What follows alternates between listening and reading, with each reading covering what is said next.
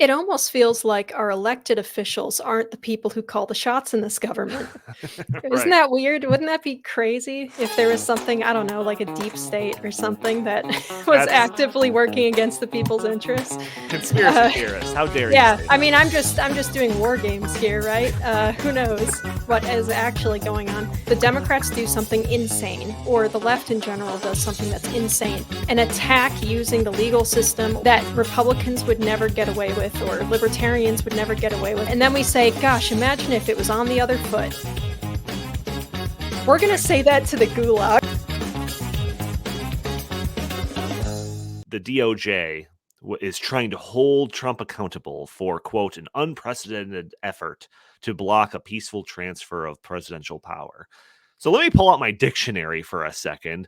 Unprecedented, adjective, never done or known before. Okay, got it. So this has never happened. Nothing like this has ever happened before. It's my favorite word. It's my favorite word in the world. So Dealing with climate change stuff. Oh yeah, right. You probably hear it all the time. So let's just say, just for sake of argument, just to clarify this idea of unprecedented, let's say there was a coordinated effort between, I don't know, Democrats and activists and Hollywood celebrities back during, I don't know, the previous election that all tried to change the outcome of the election by pressuring the electors to vote counter to the will of the people that they represented. If that happened, then this wouldn't be unprecedented, right? Thank God, for all of these people involved that didn't happen, because it would look really silly, wouldn't they? Andy, play the clip with the celebrities. Republican members of the Electoral College, this message is for you. As you know, our founding fathers built the Electoral College to safeguard the American people from the dangers of a demagogue and to ensure that the presidency only goes to someone who is to an eminent degree endowed with the requisite qualifications. An eminent degree. Someone who is highly qualified for the job.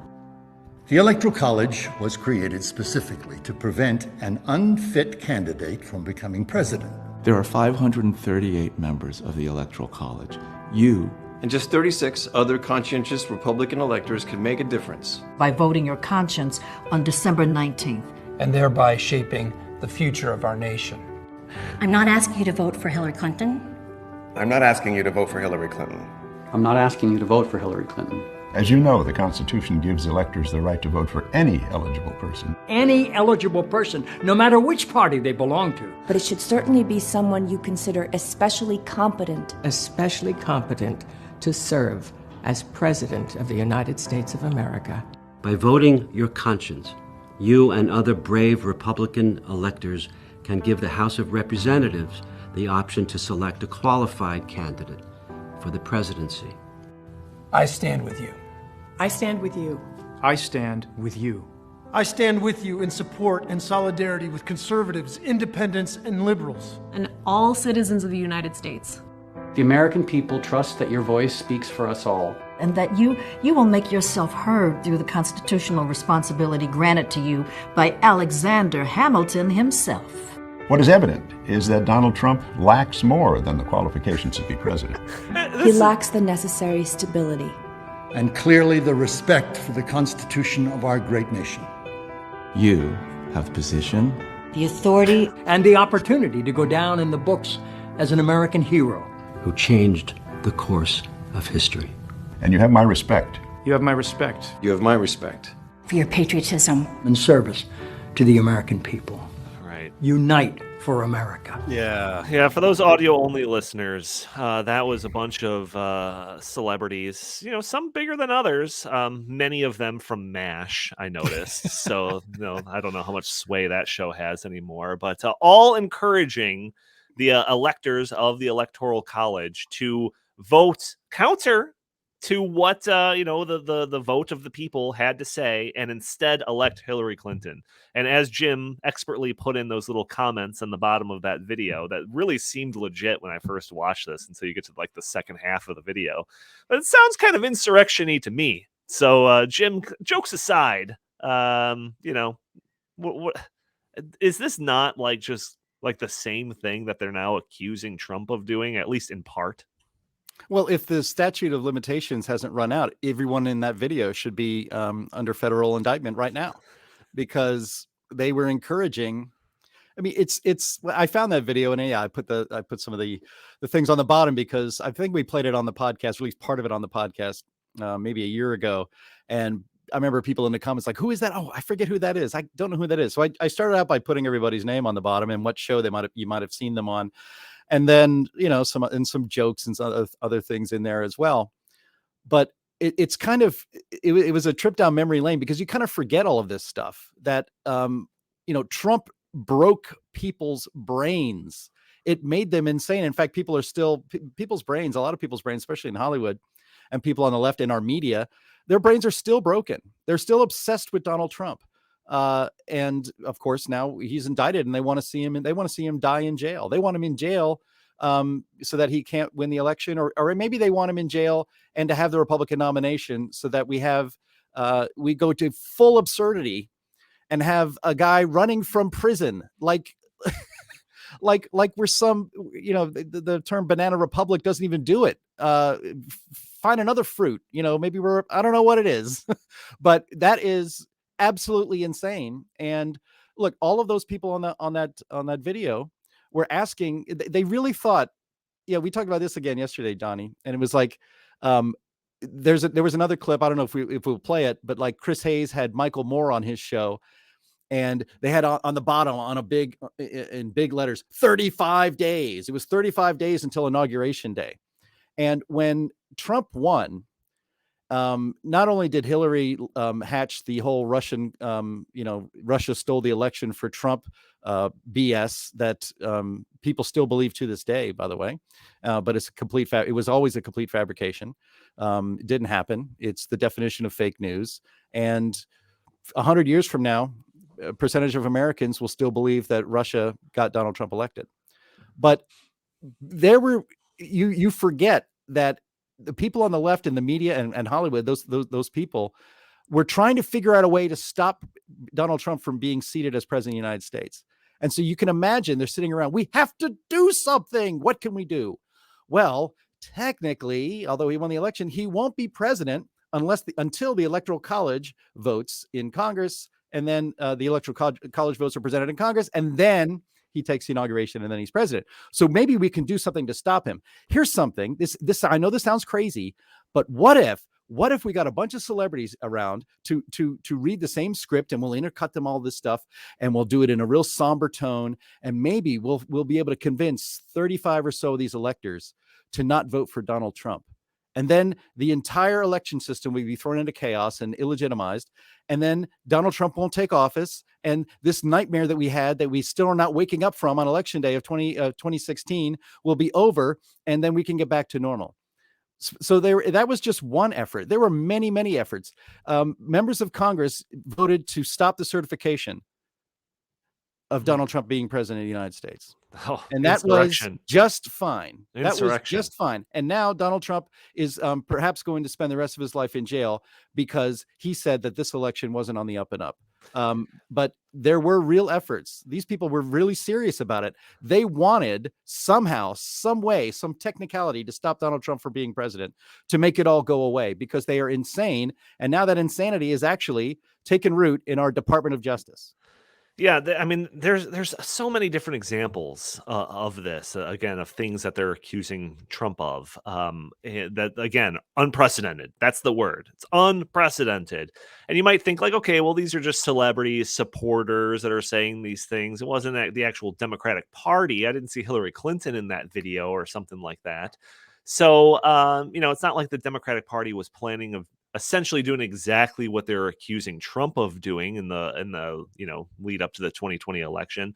Oh, wait, what do we have here? So back in the lead up to the 2020 election, Democrat Party operatives conducted a series of war games simulating different possibilities about how the election would go. If this sounds familiar, it's because we did talk about this pretty briefly, I think, back when it originally happened.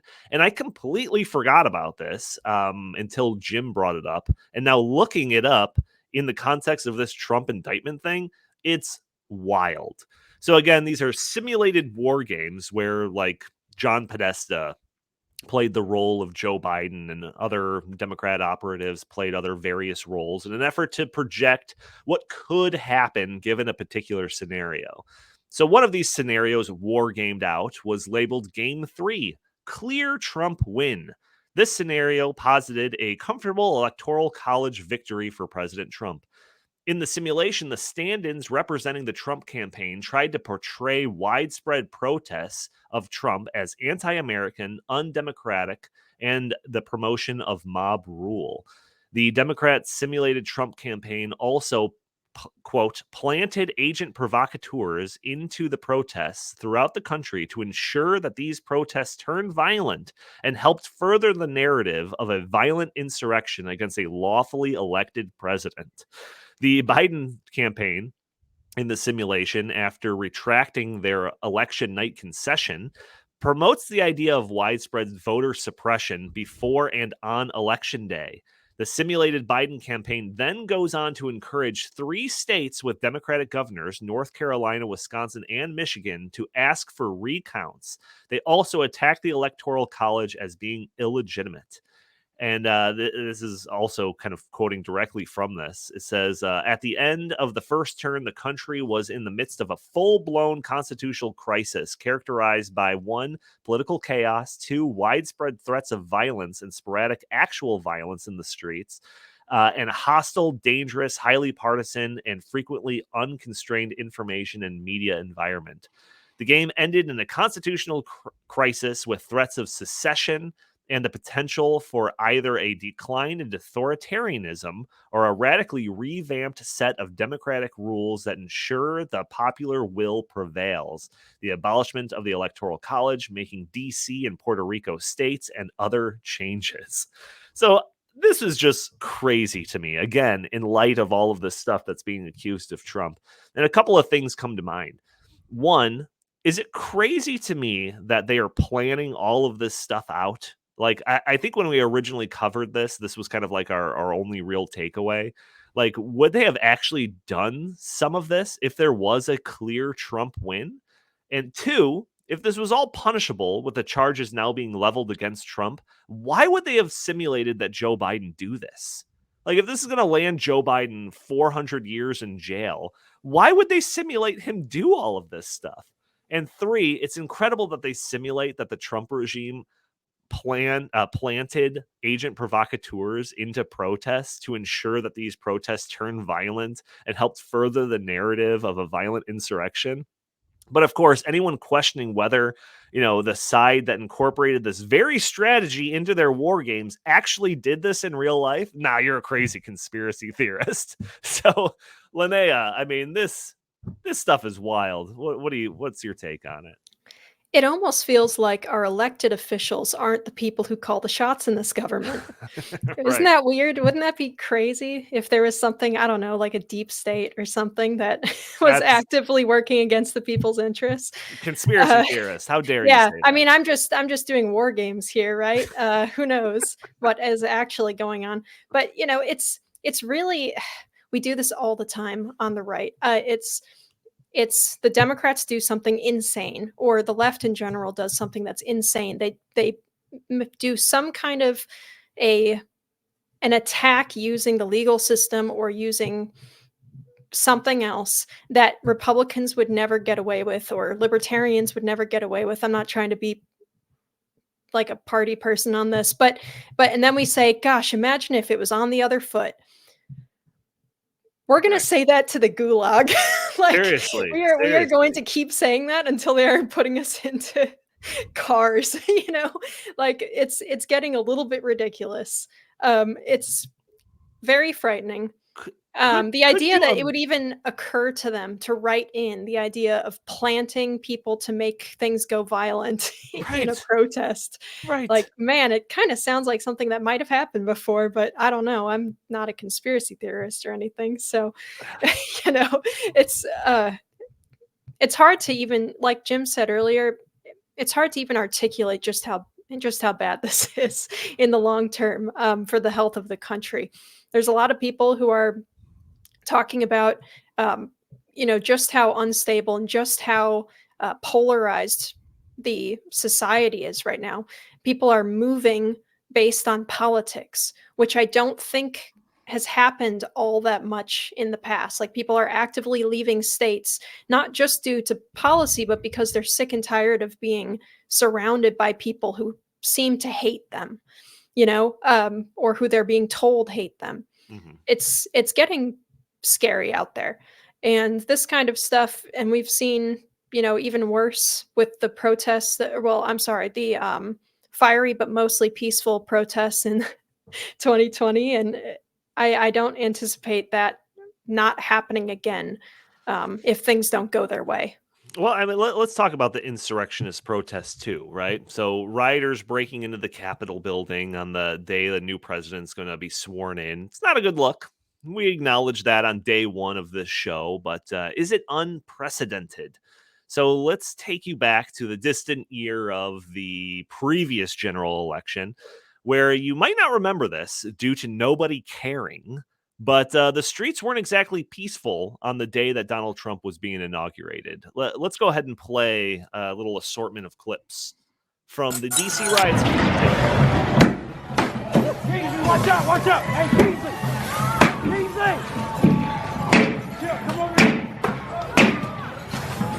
Fuck that! Fuck!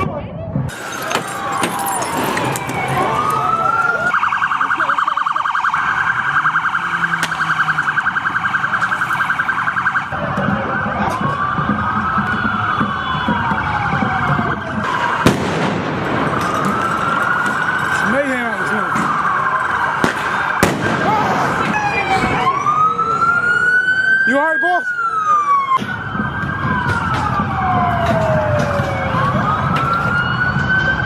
Yeah. Come on, follow me. We'll keep moving. Watch out. Let's go. Watch your body. Watch your body.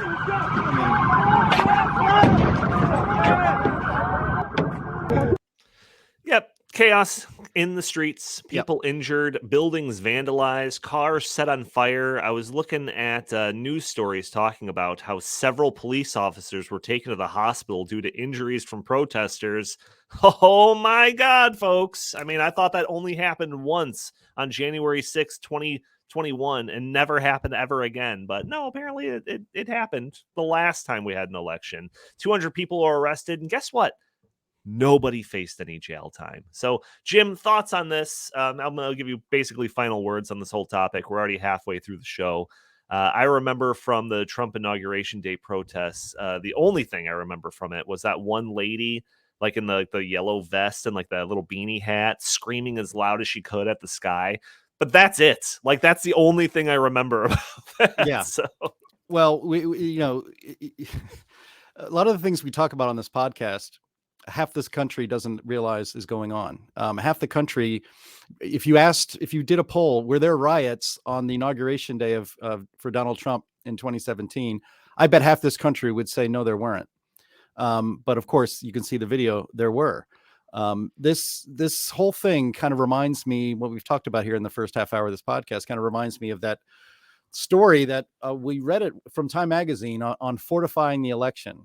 We read it stuff from that article on the podcast, and the podcast got taken down off of YouTube for wrong speak, even though it was in Time Magazine, on how the left and the media and governments run by Democrats had and big tech fortified the election to make sure, of course, that Joe Biden won and that Donald Trump wouldn't. And all of that stuff was easily discoverable by our media before the election. But of course, they didn't report it before the election. They reported it after the election, after their candidate, Joe Biden, was secured as president of the United States.